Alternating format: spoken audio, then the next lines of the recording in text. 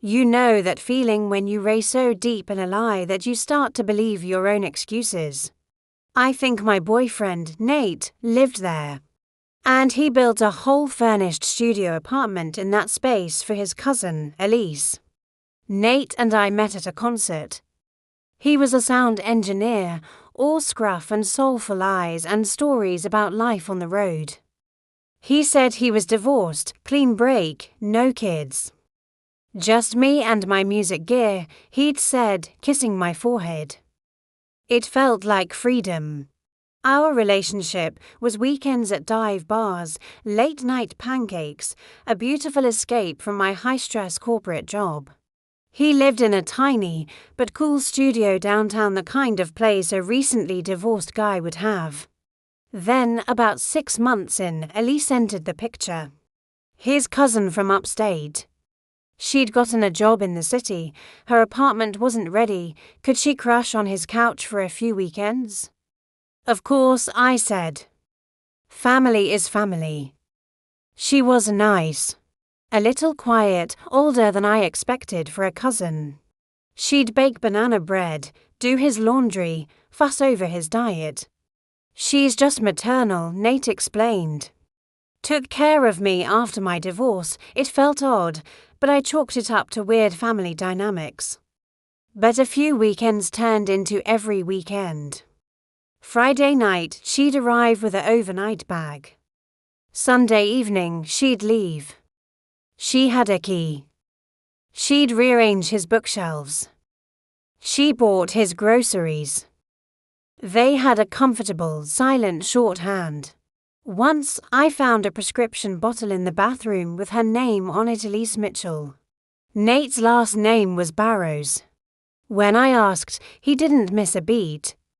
Different dads. She kept her mom's name. I nodded, the doubt a small, cold seed in my gut. The seed cracked open because of a vegan curry. Elise was an amazing cook. One Sunday, she left a container of her famous curry in Nate's fridge. The next day, I was working from his apartment and got hungry. I heated it up. As I was eating, I saw a tiny, silver spoon charm at the bottom of the container. It was stuck in the rice. A little souvenir, like from a wedding favor. Without thinking, I googled silver spoon wedding favor and the year Nate said he'd gotten divorced. The third image result was a wedding planning blog. Rustic charm, Nate and Elise's barn wedding, my heart stopped. I clicked. There they were. Younger, beaming. Him in a suit, her in a lace gown. The date, 10 years ago. The caption gushed about high school sweethearts, a decade of love. The comments were full of well wishes from people with the last name Barrows and Mitchell. It wasn't a cousin. It was his wife. His current wife. The weekend guest was the lady of the house, checking in on her husband and his unknowing mistress. The horror was slow, then all at once. The studio wasn't his post-divorce pad. It was his pied terre. His guys' nights were nights with her in their real home. The maternal care was wifely duty.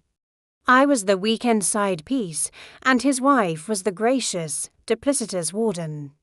I didn't scream. I screenshotted everything. The blog, the photos, the comments. Then I became the perfect girlfriend. I leaned into the lie. I started asking Elise for cooking tips. I'd say things like, "You're so good to him, Elise. He's lucky to have a cousin like you." I watched her smile, a tight, pained thing. She knew that I didn't know. Or did she? The complicity was a thick, sickening fog. My revenge wasn't about exposing him to her. She already knew. It was about exposing them both to everyone else and reclaiming my stolen time. I needed to know where their real home was. I put a tiny, voice-activated GPS tracker in the lining of the weekend bag Nate used for his gear, the next Friday, when he left to help Elise move some furniture. I watched the dot on my phone travel not to a storage unit, but to a lovely suburban neighborhood 40 minutes away. A house with a green door and a tire swing. Their home.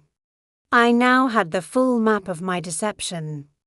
My target wasn't just Nate. It was their shared facade. I planned my move for a weekend they were both away, visiting her sick mother, according to Nate. I knew they'd actually be at their house. That Saturday, I hired a mariachi band. Not a joke. A full, vibrant, glorious 6-piece mariachi band. I met them a block from the house with the green door. I was dressed to the nines. I handed the lead singer an envelope of cash and a printed photo of Nate and Elise from the wedding blog. "See this man and woman," I said. "They are inside that house. They are celebrating their 10th wedding anniversary today. They are madly in love. I want you to go to their door and you play them the most passionate, joyful, loudest love songs you know. For a full hour. Do not stop for anything." The confusion on the bandleader's face melted into a grin. He loved it. They marched down the street, a riot of sound and colour in the quiet suburb. They took their positions on the neat front lawn. And they began to play. The opening notes of Bassem Mucho shattered the afternoon calm. I watched from my car. The front door flew open. Nate stood there in sweatpants, his face a masterpiece of confusion and dawning terror. Then Elise appeared behind him in a robe. The band, seeing their couple, surged forward with even more passion, serenading them directly. Neighbors came out. Children gathered. It was a spectacle of pure, chaotic joy weaponized. Nate tried to wave them off, shouting. The bandleader, following my instructions perfectly, boomed, "Feliz Aniversario. 10 years of love. Your secret admirer wishes you joy." He handed Nate a card I'd prepared. It was a copy of their wedding photo, and on the back I'd written, "To Nate and Elise. Congratulations on a decade of marriage. Thanks for letting me crash on your couch all those weekends. Love, Cora the girlfriend." I saw him read it. His face collapsed. Elise snatched it from him, read it, and looked at him with pure, volcanic fury. The music played on. Their perfect, secret, compartmentalized life was now a public, noisy, hilarious soap opera for all their neighbors to see. I drove away as the police arrived, a noise complaint from someone who didn't appreciate brass at full volume. I blocked Nate on everything.